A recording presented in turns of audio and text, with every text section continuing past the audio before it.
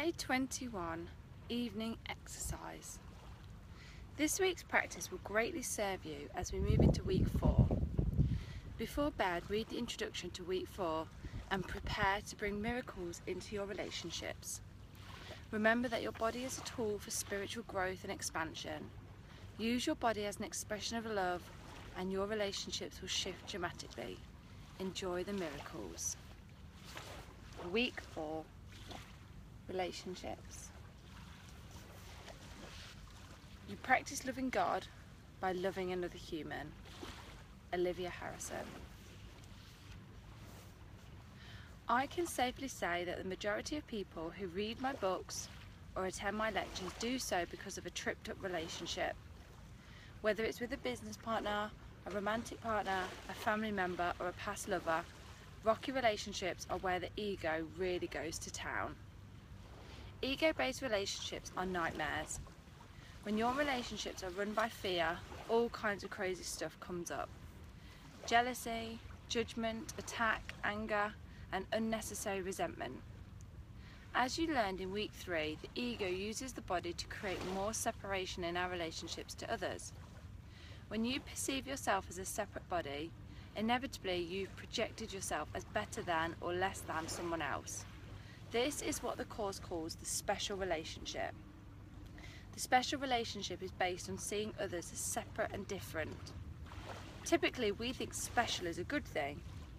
In this case, the concept of special implies that we're better or less than others, which heightens our faith in separation from oneness.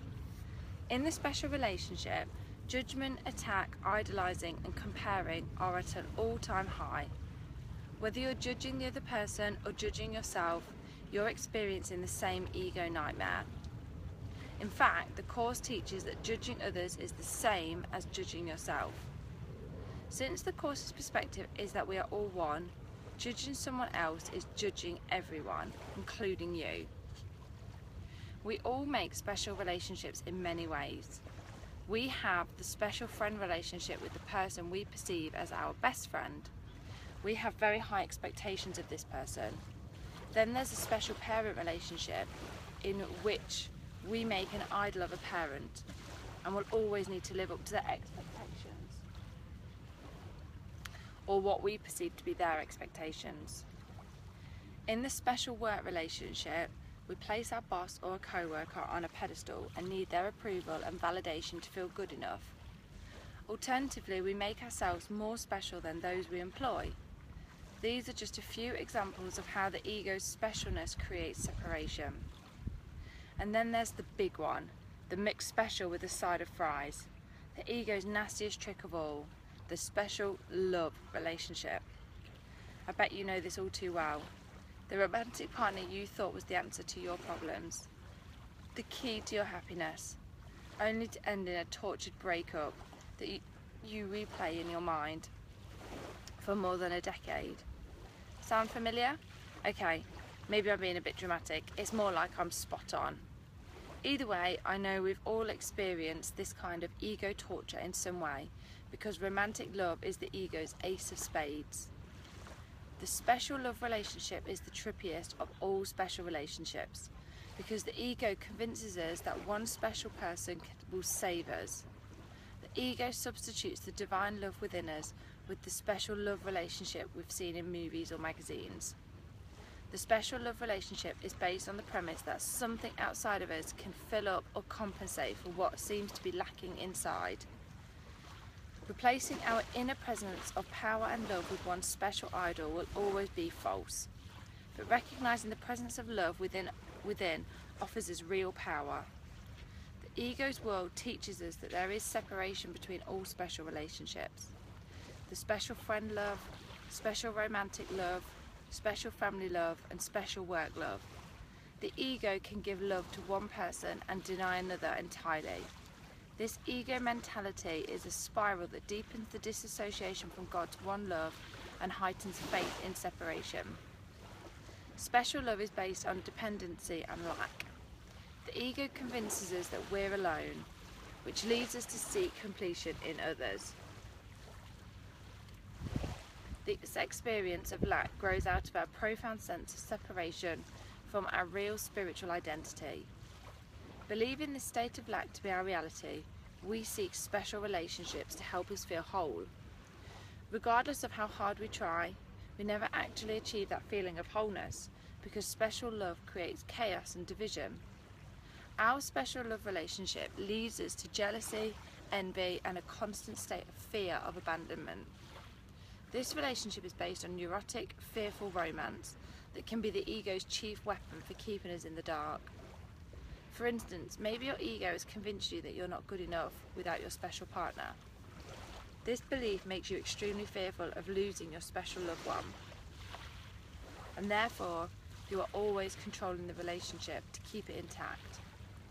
You may lash out in a jealous rage when your partner talks to someone else, or maybe you constantly worry whether the person is really in love with you. The special relationship can make us crazy in all kinds of ways. It can put us at war with each other as we project our fear onto our special partner. Thinking that you'll find all your happiness in the arms of a special partner will always disappoint you. Special love will never work, period. Think about it this way: what happens when the special idol ends the relationship? Your source of happiness and salvation ends, and your ego convinces you that you're unsafe. This pattern happens too often and is one of your ego's greatest tricks for keeping us in the darkness. The ego is very unforgiving in relationships. When the ego perceives attack, its response is to immediately attack back. This type of ego pattern can go on for years, even a lifetime. If we're unaware of our ego's fear, forgiveness is a distant afterthought. Therefore, we stay stuck in the pattern of attack, thinking that we're protecting ourselves from being hurt. But in truth, we're only protecting the ego. When we hold on to past resentments in new relationships, we replay the negativity and rehearse the role of victim on a daily basis. To make matters worse, we carry that same resentment into new experiences, placing blame and doubt onto more innocent people. The ego's need to be right in all situations drains our energy and keeps us stuck in a cycle of fearful illusion. I have learned many great lessons that have reinforced that happiness always trumps being right. One example is based on a special relationship I created with a teacher whom I really respect and admire. I idolise this person in an unhealthy way. This person said something about me in public that upset me greatly. My immediate response was to go into self-protection mode and attack back. I called several people to complain. I cried and then I swore I'd never speak to her again. Though I didn't directly attack her with my words or actions, I had her in a headlock with my attack thoughts. This internal drama went on for weeks. As a miracle worker, I'm well aware of how the ego reacts to the feeling of being attacked. The Course teaches that the ego speaks first and loudest, squashing and silencing reason. In this case, my ego was at the front line with a megaphone and sledgehammer. This ego reaction totally took me down. As time wore on, I began to pay attention to the way this resentment was affecting my energy and my happiness. My need to be right held me back from any chance of forgiveness and release. A Course in Miracles asks, would you rather be right or happy? Clearly, the loving response is to choose happiness over the ego's need to be right. But happiness can be hard to achieve when you believe you've been deeply wronged. A lack of forgiveness hurts us in nasty ways. When the ego blocks us from forgiving, we inevitably take on certain fearful archetypes. Here are some of the personality traits we pick up from the ego's unforgiving ways. Number 1, the daily victim. When we're unwilling to forgive, we wake up each day feeling like a victim. We hold tight to our past hurt and resentment, replaying it in our mind over and over again. This automatic replay reinforces the ego's illusion and strengthens our perception of being the victim. Eventually, we identify so closely with the role of victim that we begin to establish that dynamic in all our relationships. Number 2, the angry boxer. When the ego feels attacked, its immediate response is to attack back. The ego has faith in fear and believes that we're at the mercy of a cruel world, so it keeps its boxing gloves slung over the shoulder, always on alert to fight off an attack. These defensive thoughts and energy bleed off the angry boxer and inevitably create more negative experiences. It's a wicked cycle. 3. The shut down and protected. This is the person whose ego has convinced them to shut themselves off from the world for fear of being hurt again. The shut down person lives small, hides out and evades all potential conflict by avoiding intimacy altogether. These are just a few of the many ways the ego's lack of forgiveness holds us back in relationships. Letting go of our need to be right and surrendering to forgiveness is the only way out of the ego's unforgiving nightmare. If we truly want to enjoy relationships, we must respect them through the miraculous art of forgiveness. A Course in Miracles suggests we use the affirmation, "I could see peace instead of this." When we choose for peace, we'll put down the boxing gloves, come out of hiding and throw down the F word. The process of forgiveness requires willingness to see things differently. The Course doesn't suggest we pretend like nothing happened, rather that we acknowledge our ego's experience and choose to perceive it with love. A daily practice of willingness is our greatest guide to truthful forgiveness and release. Another powerful affirmation for reinforcing the forgiveness process is to say, "I'd rather be happy than right." Choosing happiness is always the path of least resistance. When you confirm your commitment to happiness, you weaken your faith in resentment.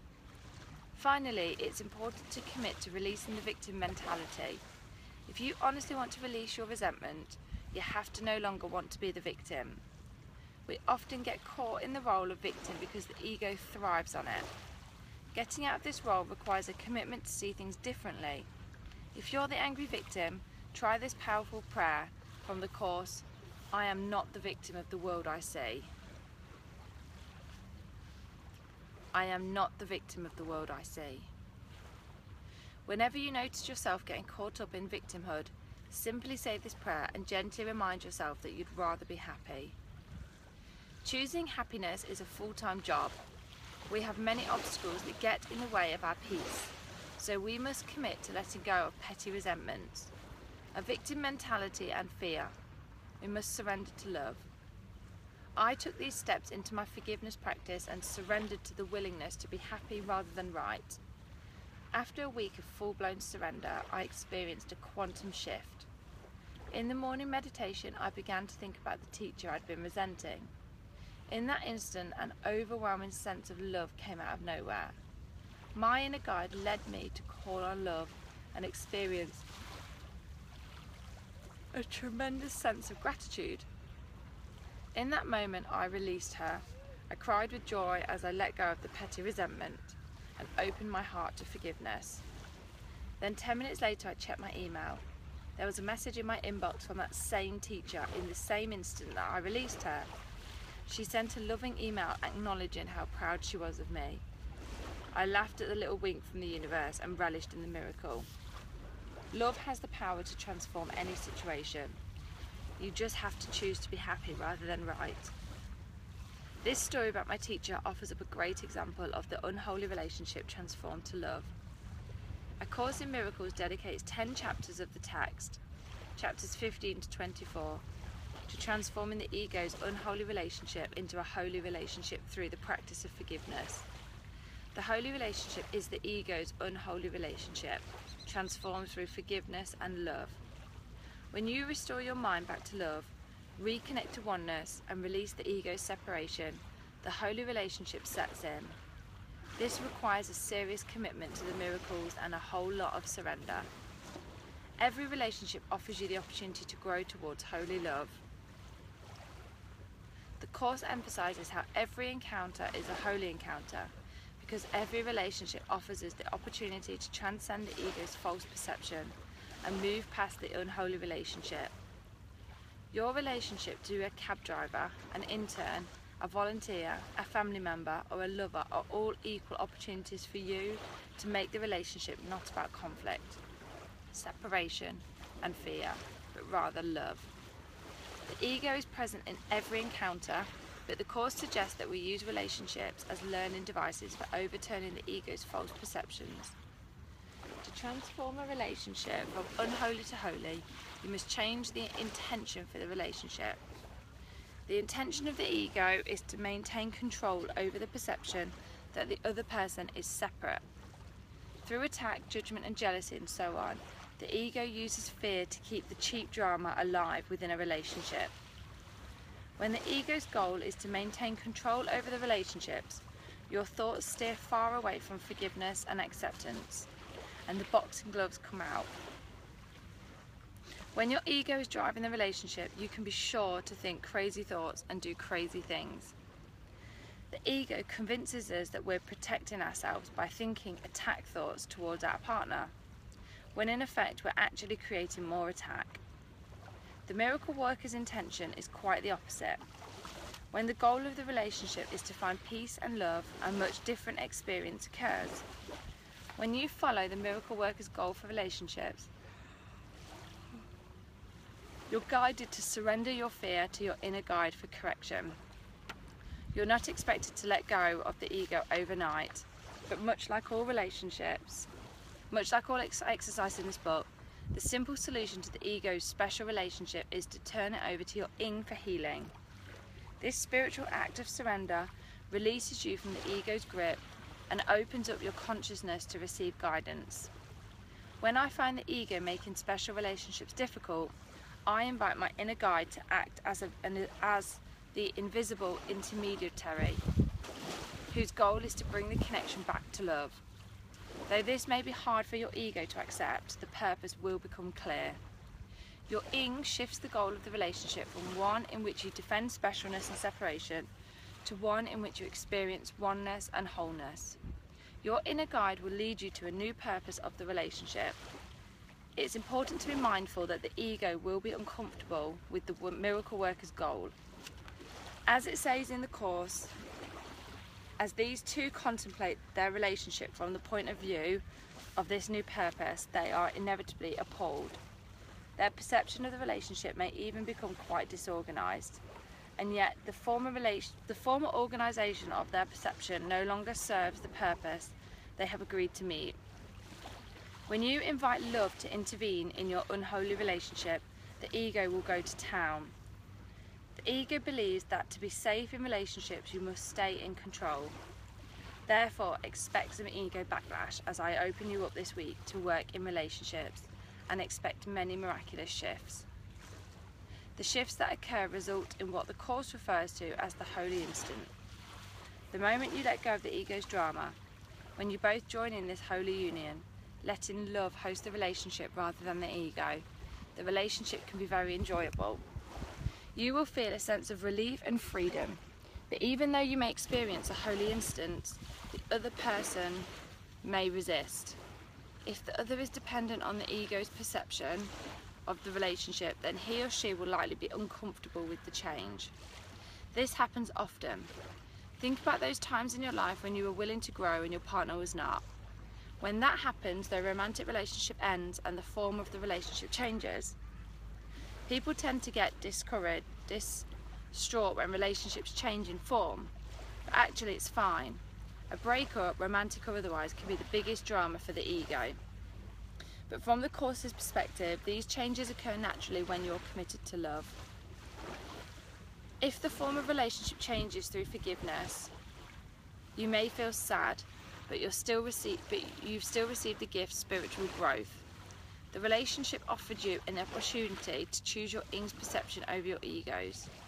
When you choose to let love host your relationship, it doesn't matter whether you stay or go. All that matters is your internal shift towards love. This is when the relationship is made holy in your mind. Bringing love into all your relationships will dramatically change your life. I've recently undergone a miraculous transformation in this area. I've been a student of the Course for 7 years, so I've become accustomed to witnessing my ego in action. A regular practice of outing your ego is key to being a miracle worker. For years I've practiced outing my ego each time I'd focus on separation rather than oneness. I found that I was great at applying the Course's principle of forgiveness in relationships that were really important to me, but I was less likely to consider the F word and oneness in relationship, perceived as less significant. I saw relationships as more important or at the forefront of my life, while others were not present. For instance, in my romantic arena, I proudly practice the F word every day, consciously supporting a holy love relationship. But in certain business relationships or connections to people I met briefly on the street, I was less likely to throw down the F word and practice oneness. Upon realising this, I turned to my Ing for help. I asked my inner guide to help me bring an equal amount of loving intention to all my relationships and to help me be more egalitarian with my perceptions. Outing my ego to my Ing never fails to restore my miracle mindset. When I bring my ego to my Ing for healing, I'm often guided to open A Course in Miracles for the solution. The same day I asked for help, I opened the text of the Course to this passage. Even at the level of the most casual encounter is the possibility for two people to lose sight of separate interests, if only for a moment. That moment will be enough. The message couldn't have been clearer. My inner guide had nailed it once again. I was to practice love and forgiveness even at the level of the most casual encounter. Though I perceived myself as deeply connected to the Course, I had still missed a major step: to practice these principles in all my affairs. Once again, I was led to a new opportunity to invite my Ing to lead the way. My inner guide always has my back. I bring up this story to inspire you as you begin your miracle-minded practice in relationships. This week, don't just dedicate the work to one special relationship that's been driving you nuts. Instead, I encourage you to apply this week's exercises to all the relationships in your life, even those that last only for a few minutes. A stranger on the street, a cashier in a shop, or a chance encounter in an airport all offer you an ego nightmare or holy bliss. It's your choice. So be prepared to work with all kinds of relationships this week, and do not emphasize one special relationship. Throughout this week, we're going to blast through more fear and raise your miracle-minded consciousness to awesome new heights. So, we'll see you tomorrow morning for day 22. Good night.